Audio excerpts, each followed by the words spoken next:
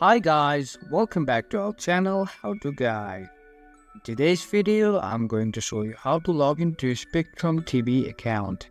So, without further ado, let's jump right into the video. Firstly, make sure that you have a stable internet connection. Once you do that, just go to your default browser and search Spectrum TV login. Once you make search, you'll find Spectrum TV. Just click here. Now, as you can see, you are already redirected to the login portal. You just simply have to enter your credentials, which includes your username and your password. In case you forget your username or password, you can click on the link below. If not, then just simply sign in.